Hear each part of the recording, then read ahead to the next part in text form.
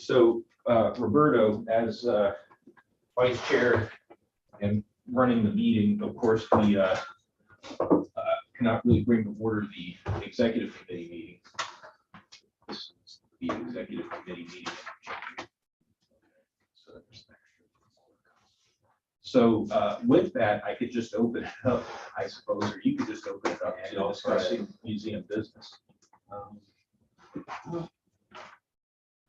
That's the main purpose of today anyway, was prepping for tomorrow and getting your review kind of lined up too. So those are the two big things. Everything else is just kind of going down the line. Is there any, how to phrase this in the easiest way, any surprises that we need to worry about today in your readout on tomorrow and any of the things that are going on in the museum updates or any of that stuff? I think we finally got the architect, I think we heard. Yeah. So the good news there was we got approval from Department of General Services for our detailed design contract with Lobby Homes. So literally that has gone back and forth, and I put my John Hancock on it this morning. So we're going to post it Monday. To make it official, it has to stay posted for 10 days. In the meantime, though, we can start to make the announcements that we're going to be working with them. But we won't be able to get physically started, as in develop the calendar and a work schedule and so forth, until that 10-day period has passed. But we're excited. It's about time. We have the money in the bank. Good. And that'll kick in all the committees and whatnot to get everybody the design team re-engaged. Mm-hmm. So we'll be working starting next week to kind of bring all the community participants up to speed on that as well. And Mary Zell and I are working on a newsletter to go out for that too as well. Cool. Yeah, and I think in just to update the two folks on here, I grabbed Mark yesterday just briefly in his comment about the list of stakeholders and whatnot for the strategic planning that we had raised up and just ongoing. So that'll be good too. This way, even if people change, we'll know who the functional folks are that will be involved. It sounds like the committee itself gets deeper into the Waynesboro happenings, but I think from the conversation we had at the retreat, it was an overall question of who are the people that we know influence what goes on and that we need to reach out to on an ongoing basis. So I think that list will be good. And tomorrow's stuff with the strategic plan was likewise just to line people up in terms of where we're going. I mean, we could have a more functional meeting later on, but with at least Lisa being around and everybody else being around and all the notes from the retreat, I think it gave us a chance to have everybody weigh in just briefly that, everything got, everything that was on everybody's minds got put on paper. And then the committee can drill down a little bit. I think just to bring Deb up to speed, we do have a strategic planning committee meeting tomorrow, for which we do have a quorum. We'll have a quorum. That's at 9 o'clock here. So you're welcome to sit in on that. We're holding that meeting across the hall from this room, the main conference room. So we'll have the committee, a couple of other trustees who said they would just drop in, the new trustee. Oh, good. I think the new Lauren, I'm not sure if she's going to make it to that or not. But we have a couple of folks who are just going to, very new. Yeah. So this will be her first meeting. But anyway, we had a retreat back in May to look at our 5-year strategic plan, which was 2 years old at that point. And some of the discussion, of course, really centered on our capital project with building our branch near the Shenandoah National Park. Oh, fantastic. Yeah. So we hear more about that tomorrow. Oh, it's great. Be part of the dance is we've got some new board members and some new people on the committee, so it's at least gets grounded and then. And so we do have a Waynesboro, we call it the Waynesboro Advocacy Committee, which literally that's what its charge was for 3 years, maybe, to simply develop support for the program. And so we did eventually get money to do the pre-planning in 2019, COVID, then finally detailed design money. So we're ready to start that process. And then separate from that, we have citizen-based design. So these are people up in that area that we've recruited community's voice involved in the overall building design, content, its operation, and things like that. And we have trustees, individual trustees that kind of are liaisons for each of those teams. So that's just, what we're all talking about here. Big things. I don't know if you had anything or if Lisa might have anything. Lisa's gonna be quiet. Yeah, she has to be at this point. I just also want to point out, we've done pretty well recently with some grants. None were huge. Cultural Heritage Monitoring Lab has, I don't remember, Hayden's brought in so much money, I can't remember which pots that he's brought in when, whether it was before or after that May meeting, but he has a good array of funds. And on top of that, we're able to move Captain Bill Welsh, from his soft money position to now he's a permanent employee here at the museum. So as long as that, just keep that position. So that's all going well. We also just got notification that we got a grant from National Institutes of Health. It's not that, it's IMLS, Institute for Museum and Library Studies. So that lab down there, that I think it's called the STEP Lab. I've changed the sign on it a few times. Yeah, it's still called the STEP Lab. But we got a student-based grant, about $40,000 or so, that are going to provide some student training capabilities that we lack currently. Technologically will make it so much easier to give students training in the technology behind the research that the curators do. So we're going to implement that here shortly. And then we got put to the head of the line for the National Science Foundation grant that has to do with our dinosaur dig in Wyoming. So that will not only fund the dig for 3 years, which is good because we tend to pull together different pots of money to pay for that around. Yeah, pretty much, but we always manage to do it. But this will make it so much easier. We won't have to worry about it. We'll have the transportation and housing costs for the instructors and students out in Graybull. And then it also, this particular grant also pays for student mentorships here at the museum from Lynchburg University. So the dig will involve a bunch of different universities, but the mentoring will be specifically through Lynchburg.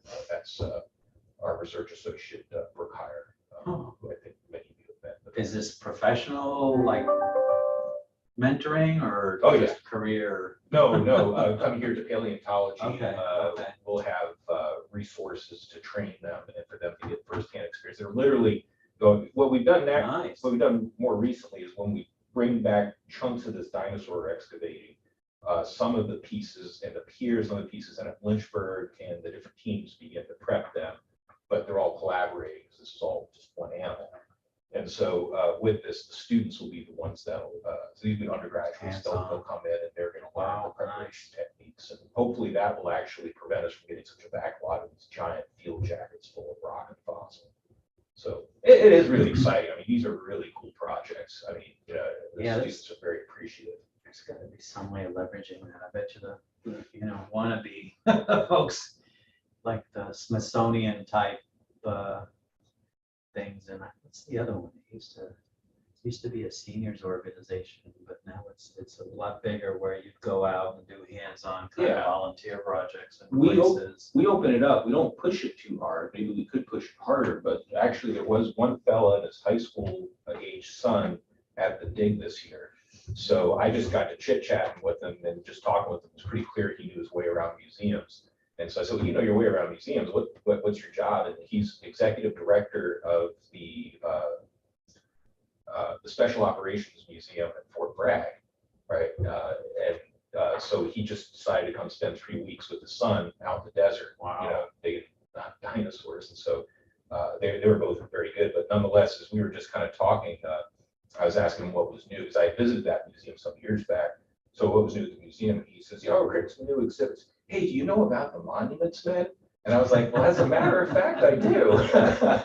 So we had some common ground there. So we're going to start with some low-hanging fruit and send Hayden or one of his staffers out there to give a public lecture on the work that they've been doing in the last year or so. And we'll see if we don't collaborate with the new exhibit that they're putting over there.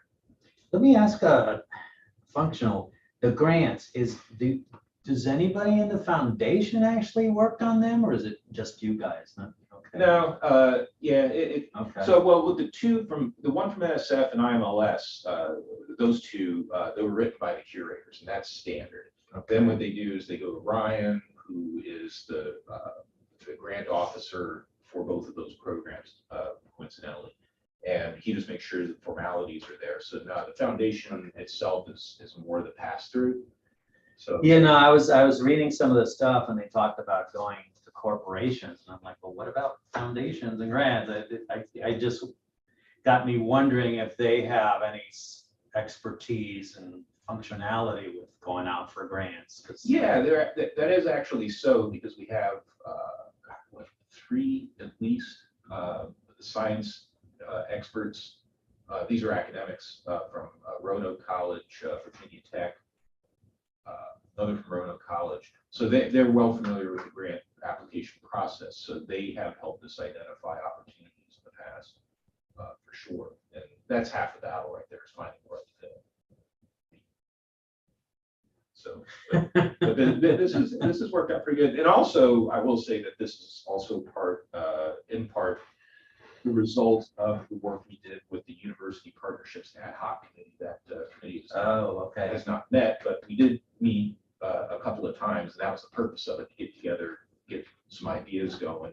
How do we tie it more strongly with universities? And in fact, next week I have a meeting with Adam Pritchard. We have a multi-university one. The primary university is Howard University. One of our research associates there, who's in the Department of Anatomy, but he's a paleontologist. We're working on a proposal that is going to involve several different universities that all have very specific interests in certain kinds of fossils. And so it's going to support the research, but it's also going to bleed out into more student training. So again, I credit the university partnerships for kind of greasing the skids there, getting us moving in that direction. So that's just 3 opportunities that cropped up because of that.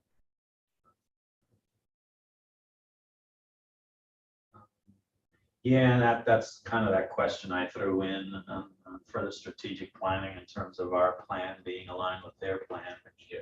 I saw by email they don't have a plan per se. It's not necessarily a strategic plan in the way that we come up with goals and objectives and quantitative methods with which to reach those goals and objectives, but we do have an advancement plan. I know Ryan has shared that a few times. Yeah. And so I think it serves a very similar purpose.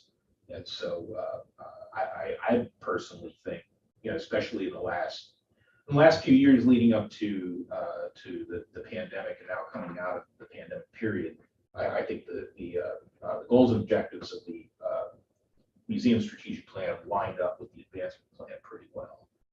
So yeah, because our strategic plan doesn't cover every aspect of museum operation. It's more the bigger idea pictures. So things like looking at admissions, education programs. Yeah, it's just back to my governance wonk in terms of there being a separate C3, and like, you don't know where you're going, any road will get you there. So Right. if they're their own C3 and they don't have their own plan, then like how do they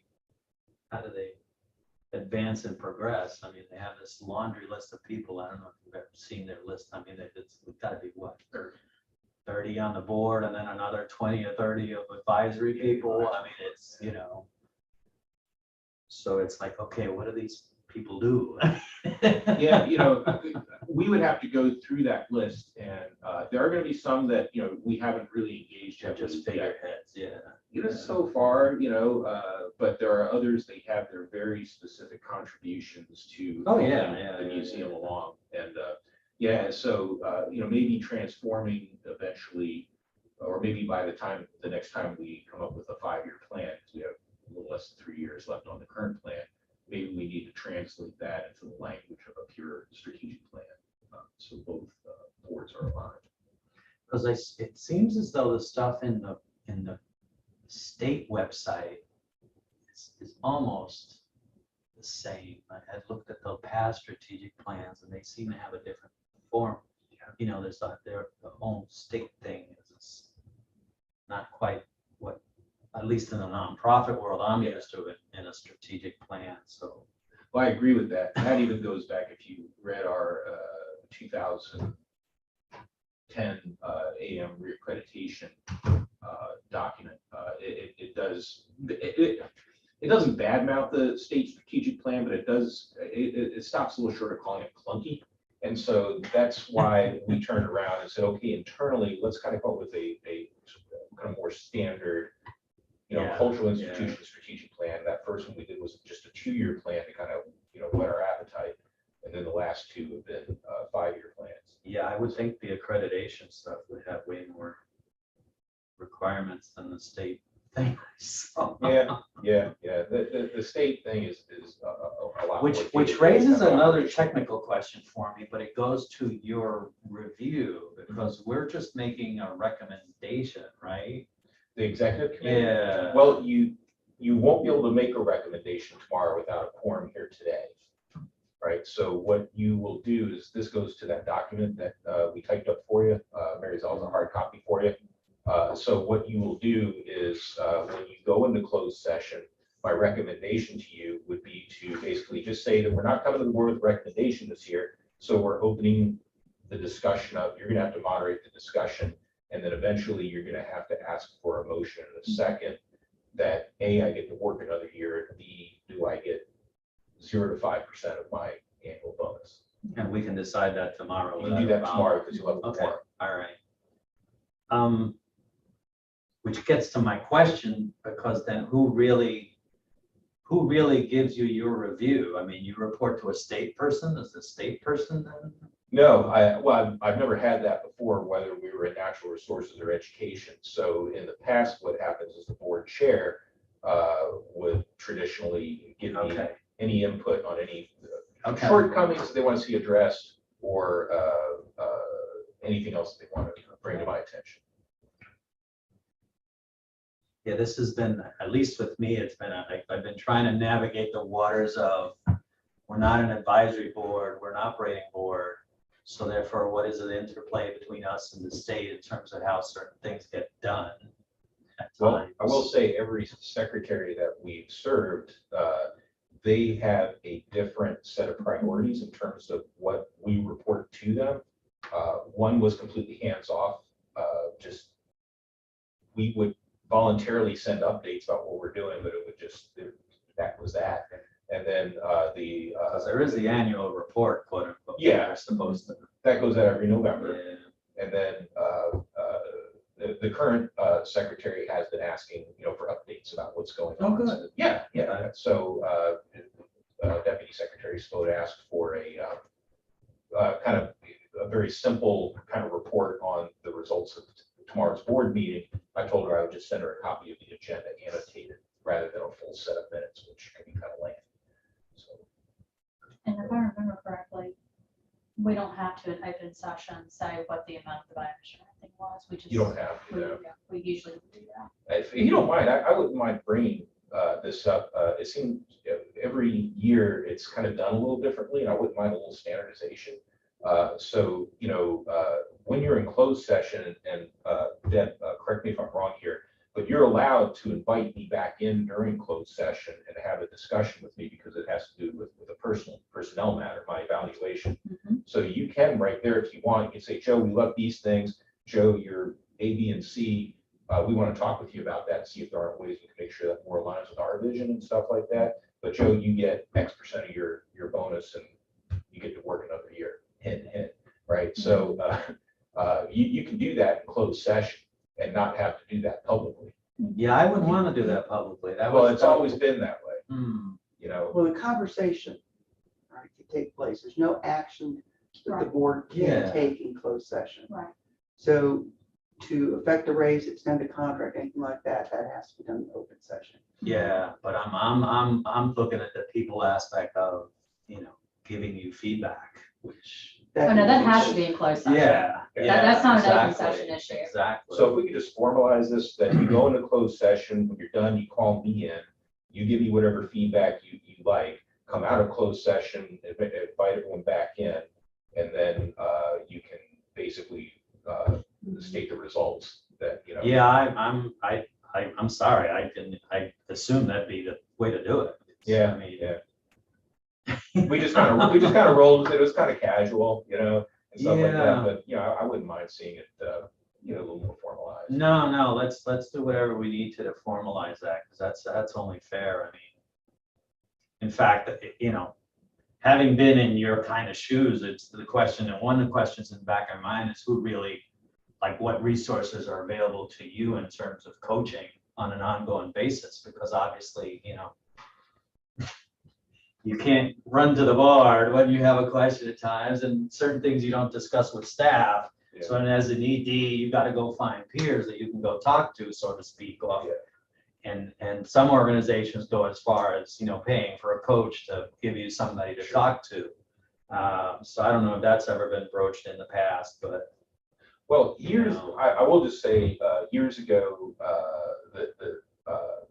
and this was, we were kind of coming out of a low time budget wise, things going well, and then we slipped a little bit. But during that time that things were going well, the board gave me a $5,000 discretionary fund to assist with professional development.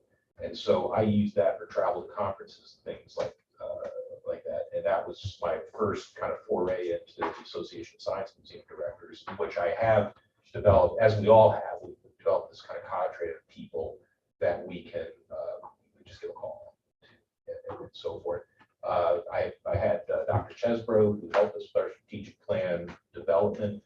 He offered that if we ever wanted to enter a formal relationship with a retainer, he would be happy to provide that kind of corporate coaching and whatnot. So there are opportunities, you know, whatnot. I've taken advantage of what I can, you know. So, and incidentally, I don't know how much information has been transferred down, but in the last budget that the foundation approved, they did provide a small discretionary fund for me for the first time. Mainly though, that was to, if we have immediate issues that we need a few $100s or a couple $1,000s to solve a problem quickly or to provide an opportunity or something like that. But Yeah, no, I'm thinking from the HR aspect of you and your staff having, you know, what do I want to be when I grow up, and how do I work with people, and, you know, what am I, you know, career planning, you know, in an interpersonal basis, not necessarily the science part of it, but the managerial and human development aspects of it. Because I see in the words, you know, people are going to conferences and they're volunteering for associations and all that kind of stuff, but there's still that HR aspect of, okay, you know, coaching and personal, like Mary's brand new to the field, you know, she's new to the field, how to, you know, where's her coaching, where's her peer group, where's that kind of a thing. Not that you're not doing it, but I'm saying, as, you know, we all need someone who isn't in your management chain to kind of have a sounding board kind of a thing, and just the skill sets of knowing how to do that alone is something that people don't learn for years. So that's an HR issue we can do down the line. For me, that's just part of the whole foundation aspects of what are the things that the state may not provide that you know Is we there, can fill in. is there a reason the August 2021 meeting minutes are not posted? Because I was gonna look at those so that we'd have some reference as to, I see the facilities committee, I see the executive, I see the education folks, but I don't see the board of trustees. I just see agenda and schedule activities. okay, I'll check on that. Was that in the board packet or no? No, it's on the website. Oh, okay. Yeah, because I just wanted to see what we had done last year, Oh, yeah. you know, to give Yeah, a, yeah, yeah, but yeah. the minutes aren't there. But let me look at the executive committee minutes and just see what we did there. Because those are there. So how's about this? How about you draft some kind of one-page procedure that says what you just said about how to do your annual review, just so that we have something on paper that can get passed down going forward that can end up in the board book, I guess, eventually. Yeah. I'd be happy to do that. I mean, everything you said just makes logical sense to me. I mean, if I was in your shoes, that's, you know, what I would want. So You know, it is what it is. It's not as though it was something that was, you know, this high priority that we looked at and stuff like that. This institution had a lot of growing up to do early on. These things just take time to kind of go from step to step, and formalizing my review process just wasn't one of the priorities. And it just kind of occurred.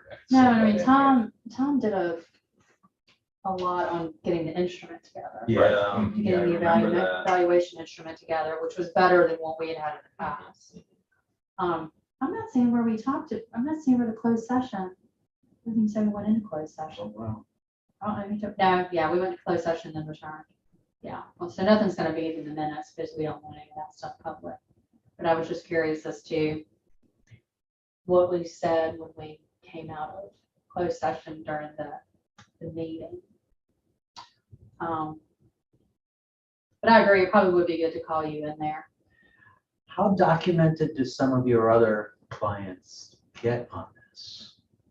On their process or the substance of the The review? substance of the review? What I've generally seen is, there's a conversation. It could be the whole board Or the with the EC? executive, or the board could charge the EC or the chair with carrying the message forward. So that's how we get the substantive feedback. It can be nice if there's two board members, if that's the way to go, right? So there's two people who hear that conversation in addition to the director. Some boards will put something out in writing, you know, a letter that it would be a personnel record that could be withheld from a FOIA request. But sometimes it's meant for public consumption, you know, just depending on kind of the ultimate goal or purpose. That's about as formal as I've seen. Okay. The more you have, the more you can FOIA. So, Well, I but- tend to If have stuff in closed session. if and we had a liability person in the conversation, they might jump in, but I'm in the back of my mind, there's a current issue in our town with something going on, and it's the ugly side of it, where if something isn't documented and something needs to be done, there's nothing in writing that said these things happened and these things were attempted, and now therefore we have to do this. Right. So And- just in terms of, you know, sort of your larger accountability to the public, you know, I mean, just as sort of a, you know, HR 100, you know, you want to have a documented basis for a raise Mhm. or a disciplinary action or a coaching note Exactly. or whatever it is. Yes. And that should be in somebody's personal file. Okay. I know I have a personal We can- file. I don't know what's in it. I'm happy to talk offline about. Yeah, and at this point, thank God, we don't have that issue to deal with, but the 24 others. hours till tomorrow. Yeah. No, I mean, in terms of a bad situation, we're having to clean up, but the other side of that is when we do have a good situation, it's good to have something in your docket that said, hey, everybody's happy and, you know what I'm saying? It's like, at least it's something in writing that anyone coming in after you'd say, well, there's nothing in your jacket about all your past performances. I mean, if we ever got a real HR one, they would Yeah. obviously want to drill down. The only thing that I can tell you that's even close to that is that Mary's all slip you a form that you will sign as, I guess, acting chair of the meeting that indicates whatever percentage of my annual Okay. bonus that I'll get, 0 to 5%. That's fine. No, that's fine. I think that's the only thing that I really know of that's ever been made, I've been made aware of. Right, that goes in there. I mean, to the extent that there was ever, a reason to put a disciplinary action or anything in there, we'd have that in the personnel file. But we haven't had. Yeah, it's just in the spirit of leaving things better than we found them, to your point. So Yeah, if we documented this procedure, then maybe add something in there about something getting formally written. It says, everything's fine. But in case there's ever something that isn't fine, then there's the awkwardness of volunteers not wanting to be ugly on an ugly situation, Yeah. so. I mean, usually I think what happens is that if he gets the full bonus amount, that's sort of, Yeah, that sends a signal. that sends the Yeah, signal that exactly. everything was fine. Everything's fine. And I don't know that, has that ever, I don't think he's ever not. Yeah, no, I'm. No, but what I'm saying is Yeah, that yeah. if it's in his personnel file that he got the 5, Yeah, then it's pretty, yeah, it's been green you lights know, all the it's way. been, yeah. And it would only be an issue if somebody on the board, came up and said, wait a second, or somebody else wanted to bring something. They got to bring it to the, I mean, they have to bring it to the board and let us know that there's All you need, one an issue. people, that person that. No, jumps. absolutely. You got that squeaky wheel and that throws you into a tailspin. There's no doubt about that. There's another organization that I watched that literally had a court order to not hold their annual elections because some members were saying they were being disenfranchised to vote for their board. I mean, it happens to everything. I mean, yeah, because I used to represent the Regional Industrial Facility Authority, and we had a squeaky wheel for a while, and it was tough, but that's why you got to make sure you dot all your i's and cross all your t's. But Yeah, do we have a conversation in executive session in the closed session after we had a conversation? Do we ever do that before either? You've gone out of closed session in executive committee and then brought me back in and have basically said, we are going to give the recommendation to the full board of XYZ. Right, but I do not recall ever any details of, what you discussed about it. okay. Okay. Well, the other side of that, putting myself as in your shoes, it's kind of like, if someone has some issue, you don't want to find out at the end of the year that someone's been having this issue for the entire time. And you find out at the end of the year at your review, Yeah. especially now going forward, especially with new people that may have questions. I mean, I've had questions and I've been here 2-3 years now, and you still Yeah, get and I questions. think, It's like, get them on the table so that you have a year to deal with them. And that's fair to you, that if, there should be no underlying worries within and I think we anybody. do in closed session sort of ask if Yeah. anybody has any particular things that they wanted to Good, discuss yeah, with yeah, Joe. yeah. And I just don't think anyone's ever said anything, I but think every trustee over the years has had any kind of concern, and it's not necessarily, specifically my performance, but it's about, the institution, the environment within we work. They come maybe in change direct. They have, Good, they've called okay. me. yeah, they or- come to No, us. that's a good sign. Or they've asked me to, just have a seat privately and just chit chat. Okay. no, I mean, that's good. fortunately, we've had a very good functioning board, Yep. for the entire time that I've been on it and everything. So, I mean, there's been a lot of collaboration, a lot of back and forth, and a lot of just stuff, not anything that was a meeting. I will But put- discussion with Joe of like, hey, I wanted to bring, or like you sent an email, in the past or something, so that's a testament to Joe that everyone feels comfortable sort of just coming to him directly with No, that's really an good. issue, or what do you think about this, or that sort of thing, so. I hope so, and please feel free to communicate. No, it was that great I- for me as chair. But that I don't view this as my position. This is the museum's position, and you're the board of trustees. I just get the privilege to be here either as long as I want, or as long as you want, or both. And so I'm happy with anyone to come and chit chat with me. I also point out, it's worked amazingly well, and this is not a slight, because we've had people who took over as chair of this board, but served a very short time because the governor appointed them to a board through which there would be conflicts. It's happened twice. Ooh. One went to Tobacco Commission, one went to, Yeah. it wasn't a conflict, it was a board with which it matched her passions directly. She wanted to focus her attention on it, so she stepped back as board chair. And so I've been here 12 years, 9 board chairs, right? So that's because there's a 2-year limit. So I would have at least 6 at this point, maybe 7, because Pam Armstrong was just finishing the end of her 2-year term when I came on board. So, but I think that's a testament to it's working pretty well with that rapid turnover in leadership. Good though. Is that that's in our bylaws, but is that something that's pretty standard in the state that you're aware of? 2-year terms of chairs. Yeah, I've seen a lot of that. Because I came from nonprofits. The last one I came from, there were no limits. I actually knew he died several years ago. I have no idea if he was ever board chair, but when he died in his 90s, he was on the board of that museum for over 60 years. Straight, no breaks. We don't see that. Right, right. This is the only one that I There's lots of reasons not to do that, but yeah. I've Yeah, seen it's that just even on never- just the boards and commissions. I mean, Oh, Fairfax, yeah. it's like, the aging one had this.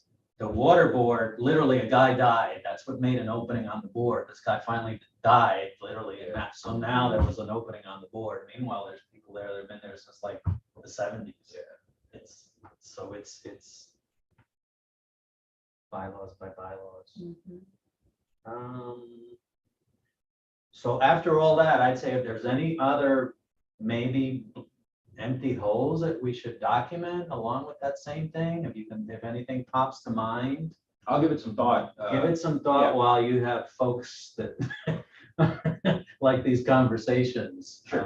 I understand. Because I don't think it's a secret, but I like the conversations I had with Mary about having the board book really be something that, Mhm. especially with the overlapping new people, it literally, if it's not in the book, then, There's the minutes of them. Why are they so hard? Well, because they were posted under the next meeting and everything's there instead of it being put under like it had been in the oh, like past. these are the approved prior meetings. Yeah. So, well, are these the ones? Yeah. So, yes, August 21. Yeah. So, let me see what we did. Came out closed. And I don't know that, And we do have to make sure that somebody makes the motion to go into closed session.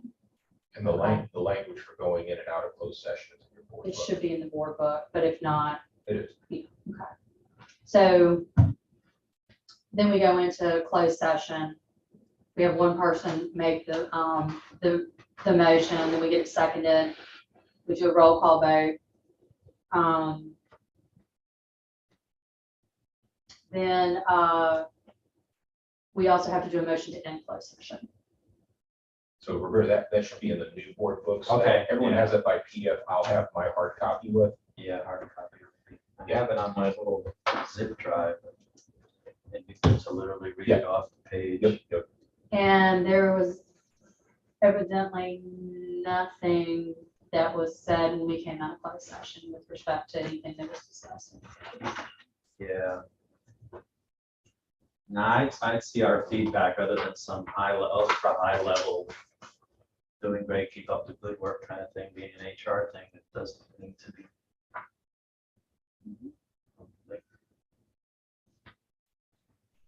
Well, what do you think? I mean, It's up to you if you want to go into closed session to strategize. I mean, you can't unless, You don't have a quorum, you can't vote. Mm-mm. You can't but vote to we go can into still closed session. talk. Yeah, but we can't vote. but on you it. don't need to though. You can talk, you can end the meeting and talk actually. Well, not unless, once When, we have three. well, no, you can close the meeting and then Lisa will go offline. And then it would be just the two of you. So if you wanted to discuss any strategy about tomorrow and so forth, I think that's permitted with just two trustees. You have to just enter me. Anything else? Okay. I guess I can always grab Lisa Hey. offline then. Hey, Lisa, I think Roberto and Jennifer have completed their discussions. So I think Roberto might reach out to you individually at some point just to make sure that you're good to go for tomorrow. So thanks for listening while you are driving along at 75 miles an hour. Yep, I'm all set. Sorry, I couldn't talk more. I had all sorts of things I would like to have said. I get it. So, Okay. There's always November. yeah. All right. Thank you. All right, we'll talk Thanks, Lisa. Be soon. safe. Bye. Bye. She's taking her son to Colorado. Yeah, Yeah, he's in